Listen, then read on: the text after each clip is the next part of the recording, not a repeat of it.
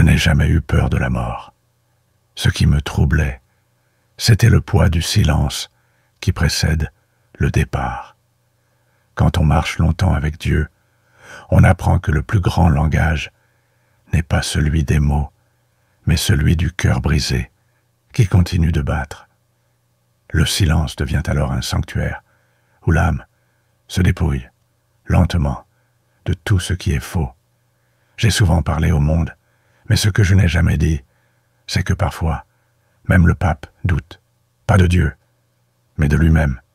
Je me suis vu faible, fatigué, et même perdu. Pourtant, c'est dans ces heures sombres que la lumière m'a visité. Je voudrais que mes dernières paroles ne soient pas des ordres, mais des confidences. Non pas des dogmes, mais des soupirs. Et si je commence par le silence, c'est parce qu'il m'a tout appris. Je me souviens d'un matin froid au Vatican. J'ai regardé la place Saint-Pierre vide et j'ai senti le vide en moi. Je me suis demandé, et si tout cela n'avait été qu'un théâtre sacré? Mais dans cette question, j'ai trouvé un feu qui ne brûle pas pour punir, mais pour purifier. Le doute n'est pas l'ennemi de la foi, il en est le seuil sacré. La foi véritable commence là où les certitudes s'effondrent. Elle naît quand on accepte de ne plus contrôler Dieu, de ne plus l'utiliser comme un drapeau, un mur ou une arme. Le Christ que j'ai rencontré dans mes nuits d'angoisse n'était pas celui des cathédrales dorées.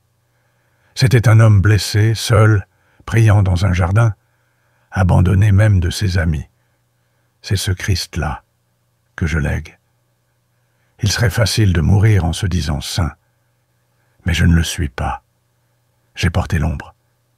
Non seulement celle du monde, mais surtout la mienne, mon ambition, mon orgueil déguisé en humilité, mon désir d'être aimé, admiré, écouté. Je confesse aujourd'hui que j'ai parfois prêché ce que je ne vivais pas encore. J'ai parlé d'amour alors que mon cœur jugeait. J'ai offert le pardon tout en retenant de vieilles blessures. Mais en affrontant cette ombre, j'ai compris. Ce que je cachais était précisément ce qui avait besoin de grâce. Ce n'est pas en fuyant notre obscurité qu'on devient lumineux. C'est en l'embrassant, en la regardant droit dans les yeux, qu'on devient vrai. Je suis un homme, rien de plus. Et c'est assez pour être aimé de Dieu. Dieu ne se trouve pas dans le tonnerre, ni dans les dogmes gravés dans le marbre. Il se cache dans les ruines de nos certitudes, dans les larmes non dites, dans la main qui tremble en cherchant une autre. J'ai trouvé Dieu dans les couloirs silencieux des hôpitaux, dans les yeux d'un enfant mourant, dans la voix d'une femme qui a tout perdu et qui dit pourtant « Je crois encore ». Je l'ai trouvé dans ma propre fatigue. Quand je n'avais plus rien à donner, c'est là qu'il me donnait tout. Je croyais que je devais le servir, mais c'est lui qui m'a servi, inlassablement, tendrement, jusqu'au bout. Dieu est une absence brûlante, et quand tu te crois abandonné, c'est là qu'il est le plus proche. Je vais partir, mais je ne veux pas que l'on pleure comme si tout était fini, car ce que j'ai appris, c'est que l'amour ne meurt pas. Il change simplement de forme. Si vous m'avez écouté un jour, alors oubliez mes discours. Souvenez-vous plutôt de ce silence entre mes mots. C'est là que résidait ma prière. Je laisse derrière moi un monde brisé, oui, mais aussi un monde qui cherche. Et tant qu'il cherche, il n'est pas perdu. Que mon absence soit une invitation à la profondeur, à la paix, à la vérité nue. Je ne suis plus qu'un souffle.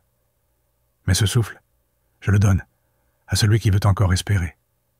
Et si un jour, tu entends, au plus profond de toi, une voix douce qui murmure « Tu es aimé, même dans ta laideur », alors sache que je suis encore là, dans la lumière, dans le silence et dans le cœur qui choisit de ne pas haïr.